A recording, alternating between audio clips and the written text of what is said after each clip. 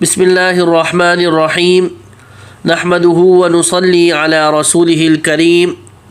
1 minute کا مدرسہ، سبق نمبر 54 الحمدللہ۔ سبق نمبر 54 ہے اور ہر سبق میں 5 چیزوں کا تذکرہ ہوتا ہے: ترجمہ نماز، ایک سنت، ایک کبیرہ گناہ، گناہ کے نقصانات، طاعت اور عبادت کے فوائد۔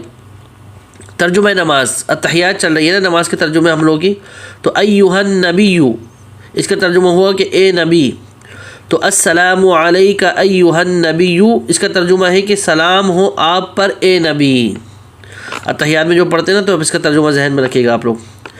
آگے ایک سنت، کل یہ سنتیں بیان ہوئیں کہ پہلی کہ رکوع میں مرد کے ہاتھ انگلیاں پھیلی ہوئی ہوں اور سجدے میں انگلیاں ملی ہوئی ہوں گی، مردوں کی یعنی رکوع کریں گے تو ہاتھوں کو انگلیوں کو کھولے رکھیں گے اور سجدے میں ہاتھوں کی انگلیوں کو ملائے رکھیں گے۔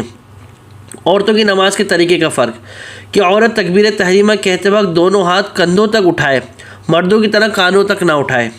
اور آج کا سبق سنت نمبر 3 کہ ہاتھوں کو دوپٹے سے باہر نہ نکالے، کہ جب عورت تکبیر تحریمہ کہے گی ہاتھوں کو اٹھائے گی تو ہاتھ دوپٹے کے اندر ہی جو ہے نا اوپر کندھوں تک لے کر آئے گی، دوپٹے سے باہر نہیں نکالیں گے ہاتھوں کو۔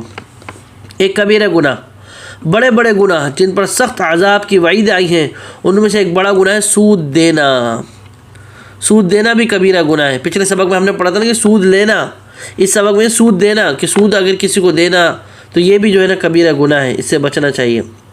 گناہ کے نقصانات، گناہ کا ایک نقصان یہ ہے کہ گناہ کرنے سے توبہ کا ارادہ کمزور ہوتا جاتا ہے، یہاں تک کہ بالکل توبہ کی توفیق نہیں ہوتی ہے اور اسی نافرمانی کی حالت میں موت آ جاتی ہے۔ یہ بھی گناہ کا نقصان ہے کہ توبہ کی توفیق ہوتی نہیں ہے اور بغیر توبہ کے گناہوں کے ساتھ ساتھ اس دنیا سے چلا جاتا ہے۔ اللہ اکبر، اللہ حفاظت فرمائے۔ طاعت اور عبادت کے فوائد۔ طاعت و نیکی سے دنیا کا ایک فائدہ یہ ہے کہ اس شخص کی اولاد تک کو نفع پہنچتا ہے اور اولاد بھی بلاؤں سے محفوظ رہتی ہے، کہ اگر کوئی شخص نیکی کرتا ہے، طاعت کرتا ہے، اللہ کی عبادت کرتا ہے، اس کی فرما برداری کرتا ہے، اس کو تو فائدہ پہنچے گا بلکہ اس کی نیکی کا فائدہ اس کی اولاد تک کو بھی پہنچتا ہے، اس کی اولاد کو بھی نفع پہنچتا ہے اور مصیبت سے، بلاؤں سے، آفات سے اللہ پاک ان کی اولاد کو بھی محفوظ رکھتے ہیں۔ تو اللہ پاک ہمیں ان باتوں کو سمجھنے اور عمل کرنے کی توفیق عطا فرمائے۔ وآخر دعوانا ان الحمد للہ رب العالمین۔